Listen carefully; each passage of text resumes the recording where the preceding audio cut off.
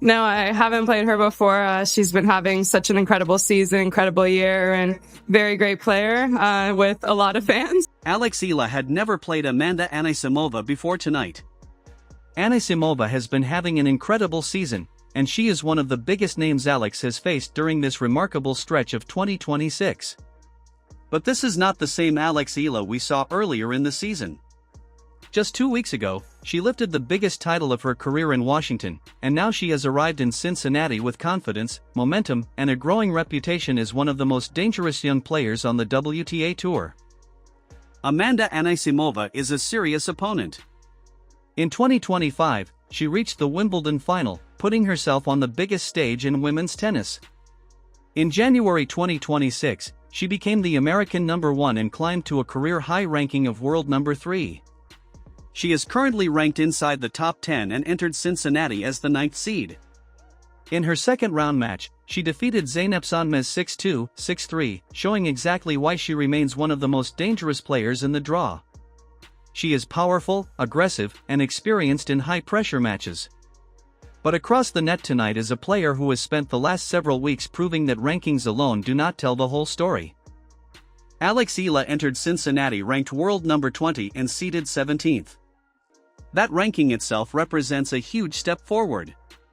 Only a short time ago, Eala was outside the top 30, but her incredible results have completely changed her position on the WTA Tour. Her breakthrough came in Washington, where she produced an extraordinary run through one of the strongest fields she had ever faced. Eala defeated Qinwen Zhang, Elena Svitolina, Naomi Osaka, defending champion Leylah Fernandez, and Jessica Pegula during that run. Those victories were not against players ranked outside the elite. These were established stars, Grand Slam champions, Olympic medalists, and top-ranked opponents. In the final against Pegula, Eala faced another huge challenge after the match was interrupted by rain. When play resumed, she did not panic. Instead, she completely changed the match and won the final 9 games, finishing with a stunning 6-0 final set. That performance was more than just a tournament victory. It was evidence that Eala has developed the ability to close matches against the best players in the world. Winning a first WTA 500 title is already a major achievement, but the way she won it made the victory even more impressive. She had to deal with pressure, a difficult opponent, a rain delay, and the expectations that came with playing in a final. Somehow, she stayed calm and finished the job. Now that momentum has followed her to Cincinnati. One of the most interesting parts of this matchup is that Eala and Anisimova have never played each other. Their professional head-to-head record is 0-0. Neither player has the advantage of knowing exactly what the other does under match pressure. Anisimova can study footage of Eala, but watching a player on a screen is completely different from standing across the net and trying to deal with her left-handed forehand, movement, angles, and changing rhythm. Eala faces the same problem. She has never had to solve Anisimova's power in a competitive match. Amanda can take the ball early, hit through the court, and put pressure on opponents with aggressive baseline tennis. If Eala gives her too many short balls, Anisimova could immediately take control. But Eala has also shown that she can absorb pressure, defend, change direction, and turn defense into attack.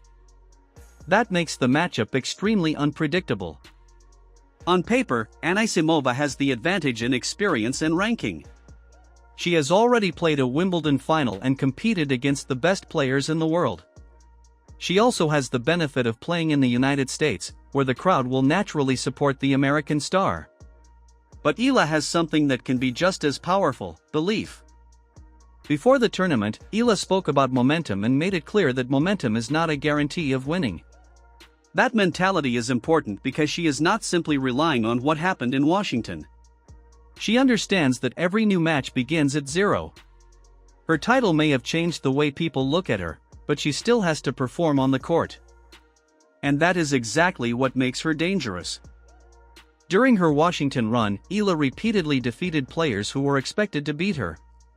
She did not just survive a difficult draw, she systematically dismantled high-level opposition. She defeated Zhang, Svitolina, Osaka, Fernandez, and Pegula, creating one of the most impressive tournament runs of her young career. She also collected 7 top 10 wins during the 2026 season. That statistic is extremely important because it shows that her success is not based on one lucky week. She has repeatedly shown that she can compete with the highest level of women's tennis. Her name is now appearing alongside established stars when people discuss the players with the most top 10 victories this season. The biggest change, however, may be mental. Eala has experienced difficult losses before. At Eastbourne in 2025, she had championship points against Maya Joint before eventually losing in a third-set tiebreak. Those are the kinds of matches that can stay in a young player's mind for a long time. But instead of allowing that loss to define her, Eala continued developing. Then came Wimbledon in 2026. She produced the deepest Grand Slam run of her career and reached the fourth round before losing to Jasmine Paolini. That defeat was disappointing, but it was also another important step. Eala had already shown that she could handle the pressure of a Grand Slam and compete deep into the tournament. Washington then provided the breakthrough. She learned how to close. That lesson could be extremely valuable against Anisimova. A match against a top 10 opponent may come down to a few points. Eala cannot afford to become frustrated after losing a close game or missing an opportunity. She needs to stay patient, trust her patterns, and continue making Anisimova work for every point. At the same time, Anisimova has her own pressure to handle. She is the higher-ranked player. She is the American favorite. She has the experience and the reputation. That means expectations are naturally going to be higher on her side. Eala, meanwhile, has already exceeded many expectations this summer. That does not mean she is guaranteed to win. Anisimova is too good for that. Her power can change a match in a matter of minutes, and her experience at major tournaments gives her an advantage when the pressure becomes intense. If she finds her rhythm early, Eala could be forced into long defensive stretches. For Eala, the key will be movement and consistency. She needs to make Anisimova uncomfortable, extend rallies, and avoid giving away easy points. Her left-handed patterns can create difficult angles, especially if she can move Anisimova from side to side and force her to hit while running. The longer the match stays competitive, the more important Eala's confidence could become. There is also something bigger happening around this match. Eala's ranking has climbed dramatically. She moved from world number 28 to a career high number 20 during this incredible stretch. A victory over Anisimova would push her even deeper into the top 20 and strengthen her position among the fastest rising players on the tour. Her 7 top 10 victories also put her into the broader conversation surrounding the WTA finals race. It is far too early to say that she is guaranteed anything, but the fact that her name is even part of that conversation shows how quickly her season has changed. And then there is the Philippines. Eala's Washington victory made history as the country's first WTA Tour singles title. That achievement has created an enormous wave of excitement among Filipino tennis fans around the world. Every time she walks onto the court now, she carries not only her own ambitions but also the support of a country that has watched her rise from a promising junior into a genuine WTA star. That support will be especially noticeable in Cincinnati. Filipino fans have followed her journey across tournaments, and the atmosphere around her matches has become part of the story. But once the match begins, the crowd cannot hit the ball for her. Eala still has to execute. That is why this matchup is so fascinating. This is not simply a young player trying to make a name for herself against a former Wimbledon finalist. Alex Eala has already made a name for herself. The question now is whether she can continue building on it against another elite opponent. Anisimova has the ranking. Eala has the momentum. Anisimova has the experience.